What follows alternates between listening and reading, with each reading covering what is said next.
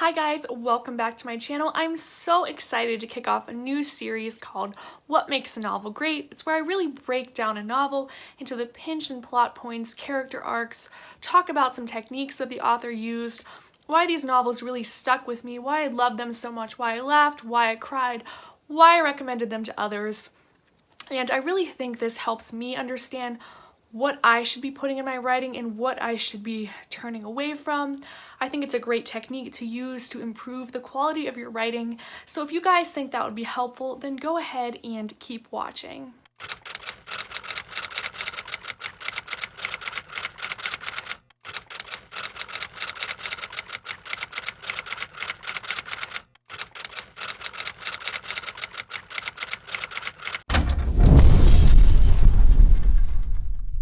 Today we are going to be analyzing Something Borrowed by Emily Giffin. It was a New York Times #1 bestseller and in fact turned into a movie. I'm gonna make a very bold statement here and say that I think this is my all-time favorite chick lit book. I've actually read it 4 times, and yeah, that's a pretty bold statement because I've read a lot of chick lit. But I love this book. I love the character of Rachel. I love the conflict. I love the little details, and that's why I keep reading it. Whenever I was younger, I used to go to Sam's Club with my mom, and she'd let me pick out a book of my choice and get an icy at the snack bar, and it was just a great time back in the day. And so one day I picked up this book and I would just kind of like read like the first few sentences or the first page and like determine if I liked a book or not. I still do that now, but my mom doesn't buy me books anymore, unfortunately. So this book opens with the protagonist, Rachel, on her 30th birthday, lamenting the fact that she's turning 30 before her lifelong best friend, Darcy Rhodes. And Rachel talks about how unfair it is that, Darcy has always been the lucky one in life to even turn 30 after Rachel. Her 21st birthday was on a Friday, while Rachel's was on a Monday.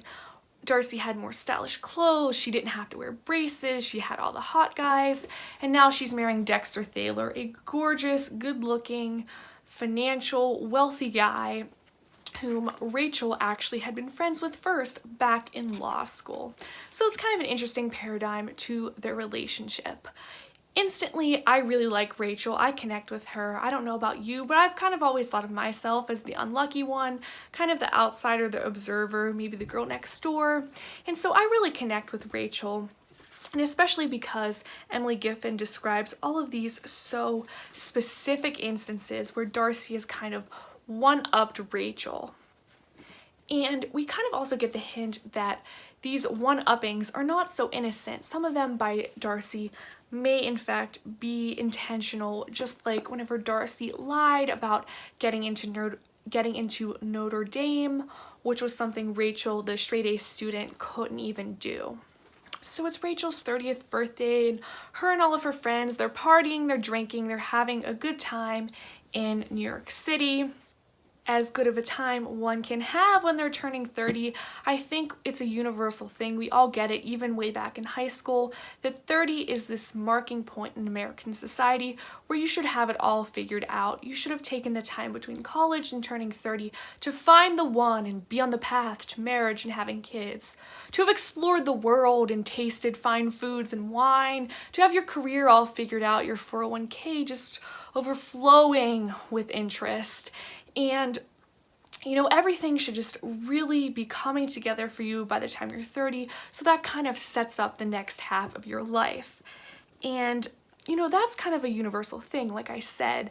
So it's nothing like too unique of a premise, but by the deep characterization that Emily Giffin does of Rachel, that makes it really hit home and we can really see it. Emily Giffin does a great job of putting the conflict very deep into the characters and also characterizing the characters a lot and filling them with a lot of details and making them so relatable to us.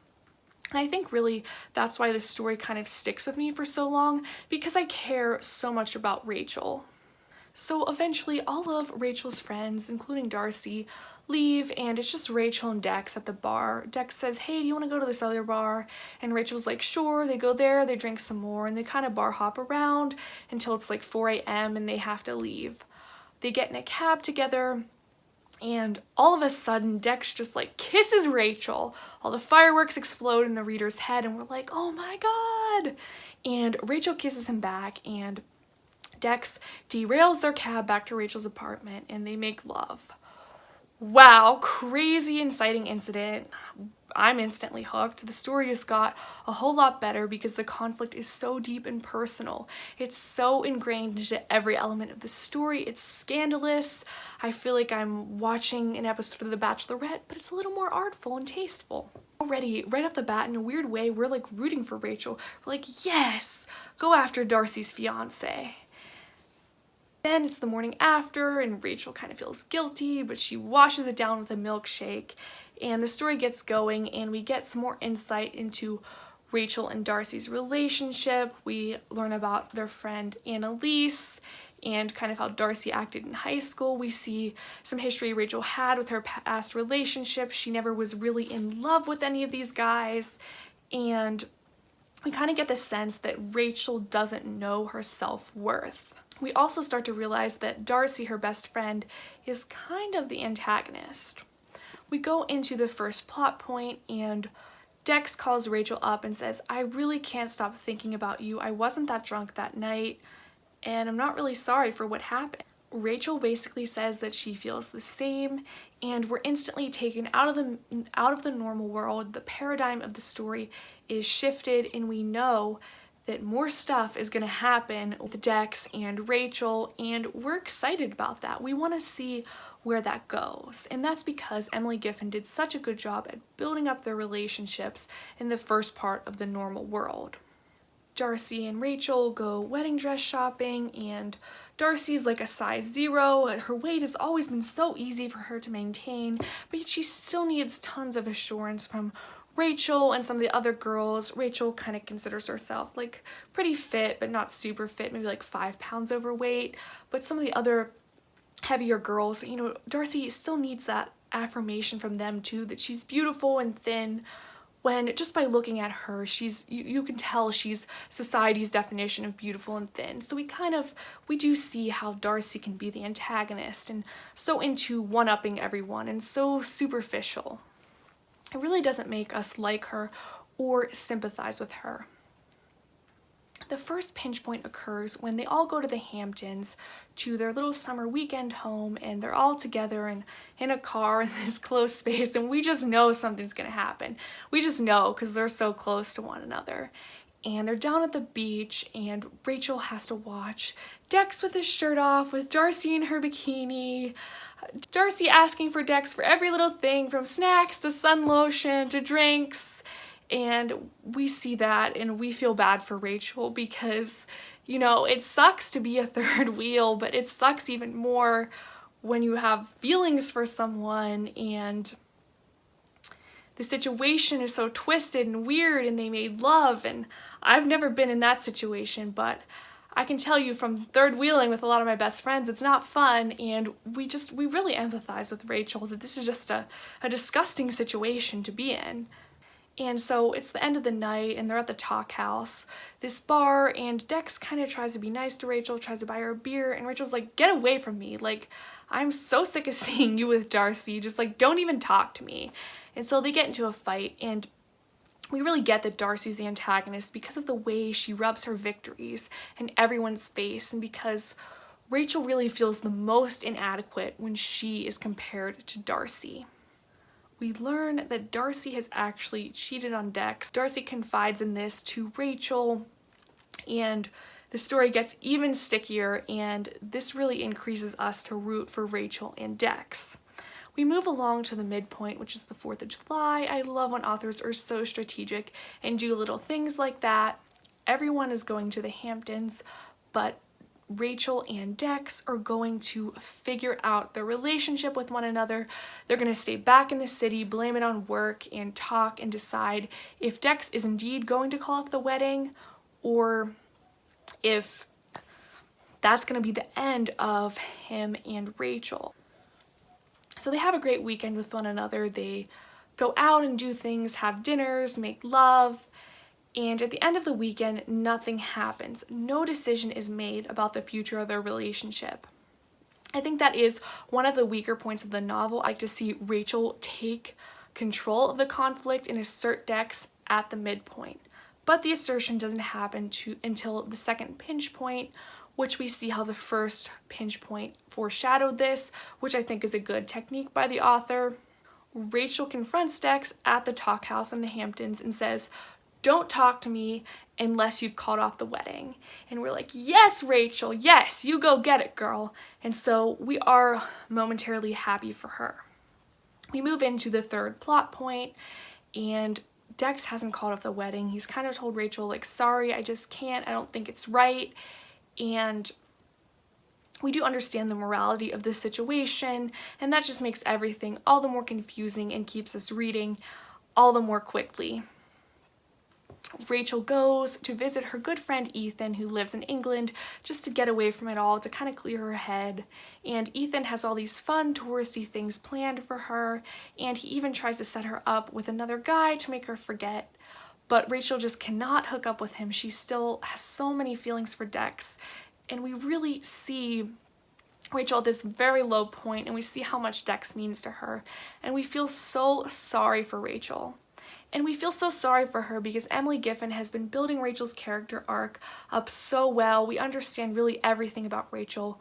We could be Rachel ourselves. Finally, the climax, which we've all been waiting for, occurs. Rachel goes back to the States, and Dex actually calls off the wedding in a surprising turn of events. We're super happy. We're rooting for Rachel and Dex, and Darcy ends up getting what she deserves. She finds out that Rachel and Dex have been seeing each other this whole time, and she kind of gets a taste of her own medicine. And I think as readers, we're happy for that. We're not really worried about the morality of the situation because we've seen how Darcy has cheated on Dex, how Darcy has lied to get some things in life, and we're happy for Rachel because she took a stand and she's kind of the good girl and she's ending up as a victor. The resolution is simply that Dex and Rachel decide they're going to live together happily ever after, and the story is closed, and we're all very happy. So what can we take away from all of that? One, make the conflict as close to your characters as possible. It's great whenever best friends betray you, you and your significant other get into a huge fight that blows everything up. Conflicts with mothers and fathers, all that stuff is great because it's close to the character is going to be consumed with it. We as the reader are easily going to understand how it consumes the character, and that can really drive the force of your novel, even if your novel is character driven or chick lit or something a little lighter. The closer and tighter the conflict is, the more intense the story is, the faster the reader reads, and the more they like your work. Equally as important as the tight conflict is a deep character. And there's so much detail and there's so much depth put into Rachel. We really see her from all angles. We see her interacting at a baby shower in her childhood home. We see her at work with her boss. We see her and her friend Hillary. We see her with Darcy in all of these scenarios. So we really understand Rachel from multiple perspectives. We know lots of personal things about Rachel, such as her favorite Bruce Springsteen song is Thunder Road, which is also my favorite Bruce Springsteen song. So little things like that really help you connect to the characters. We know that her and Dex drink Crown.